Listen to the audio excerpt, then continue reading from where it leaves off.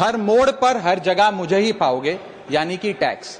Madam, सपना था विश्व गुरु बनने का, बन गए हम tax Guru.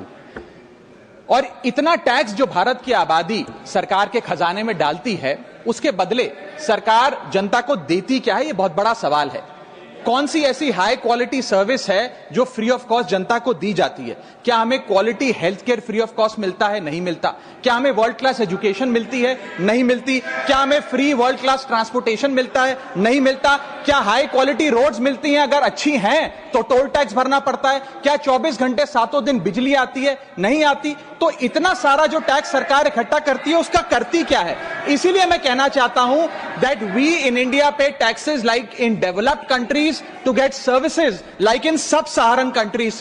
Madam, from the moment a child is born to the very moment his family mourns his death, the government is there at every step, not to help you, but to tax you. और आइए एक रोमांचक यात्रा पे चलते हैं। माननीय वित्त मंत्री जी हर बार मेरे सवालों का जवाब देते हुए मुझ पर तंज कसती हैं और कहती हैं कि शायद ये चार्टर्ड अकाउंटेंट नहीं है, इनकी डिग्री असली नहीं है, तमाम तरीके की बातें मेरे बारे में कहती हैं, निजी हमले करती हैं। मैं उनका बहुत सम्मान करता हूं, मेरे मन में उनके प्रति बहुत आदर है, ओहदे में, हैसियत में, उम्र में, अनुभव में बहुत बड़ी है मुझसे। लेकिन आज मैं इस सीए की डिग्री को किनारे करके सरल भाषा में आम आदमी की तरह इस देश के आम आदमी का दर्द आपके सामने रखना चाहता हूं कि कैसे हमारे जन्म होने से लेकर हमारे मरने तक टैक्स पे टैक्स सरकार हमसे वसूलती है। मैं आपके सामने जीवन के 8 चरण, 8 स्टेजेस ऑफ लाइफ रखना चाहता हूं। फर्स्ट स्टेज ऑफ लाइफ, जब इंसान पैदा होता है, that is the birth stage.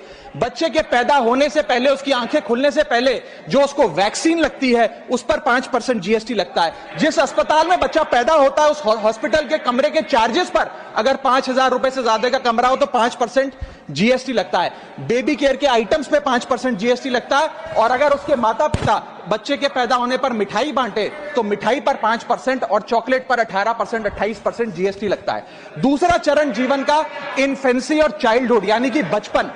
बचपन में बेबी फूड जो खरीदा जाता है उस पर 12 से 18% जीएसटी, डाइपर जो खरीदा जाता है उस पर 12% जीएसटी, बेबी स्ट्रोलर पे 5 से 12% जीएसटी, और जो खिलौने बच्चे को दिए जाते हैं उन खिलौनों पर भी 12% जीएसटी लिया जाता है। जब मुंडन होता है बच्चे का, पहला हेयर कट जिसे कहते हैं, उस हेयर कट की सर्विसेज पर भी 18% जीएसटी, और पहली बर्थडे पार्टी पर जो फोटोग्राफी होती है, फोटो खिंचवाई जाती है, उस फोटोग्राफी सर्विसेज पर भी 18% जीएसटी। यहां तक कि नामकरण की बर्थडे पार्टी जो की जाती है उस पर भी, केटरिंग सर्विसेज से लेकर खान पर 18% जीएसटी सरकार वसूलती है। अब बच्चा स्कूल जाना शुरू करता है तो स्कूल जाने पर यूनिफॉर्म से लेकर जूतों, स्कूल बैग, लंच बॉक्स, सब पर जीएसटी लगता है। 12% जीएसटी नोटबुक पर लगता है, 18% जीएसटी स्टेशनरी आइटम पर लगता है। और उसके बाद अगर कोई एक्स्ट्रा करिकुलर एक्टिविटी बच्चे को करनी हो, कोई म्यूजिक क्लास करनी हो या फिर कोई स्पोर्ट्स कोचिंग की क्लास वो ले ले, उस पर भी 18% जीएसटी देना पड़ता है। प्राइवेट ट्यूशन ले तो उस पर भी जीएसटी,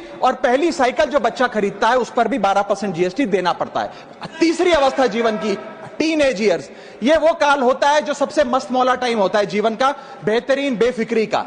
इसमें बच्चा, यंग जवान लड़का लड़की अपना पहला स्मार्टफोन खरीदते हैं। उस स्मार्टफोन पर जीएसटी लगता है, अगर महंगा हो, विदेशी हो तो इंपोर्ट ड्यूटी भी लगती है। फिर वो अपना फोन रिचार्ज कराता है, उस पर जीएसटी लगते हैं। ब्रॉडबैंड इंटरनेट का कनेक्शन लेता है, उस पर जीएसटी लगता है। नेटफ्लिक्स, स्पॉटिफाई या वीडियो गेम की सब्सक्रिप्शन लेता है, उस पर भी जीएसटी देना पड़ता है। और अगर अपने दोस्तों के साथ पिक्चर देखने बाहर जाए तो पिक्चर की टिकट पर जीएसटी, एंटरटेनमेंट टैक्स और पॉपकॉर्न पर भी जीएसटी अब लगने लग गया है। तो तमाम तरीके के सॉल्टेड कैरेमल पॉपकॉर्न पर भी सरकार आपसे जीएसटी वसूलती है।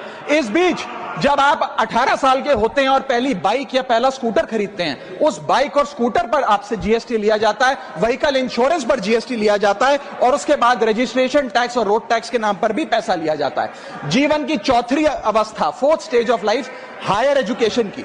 इस हायर एजुकेशन की अवस्था में आप यदि प्राइवेट कॉलेज में पढ़ रहे हैं तो प्राइवेट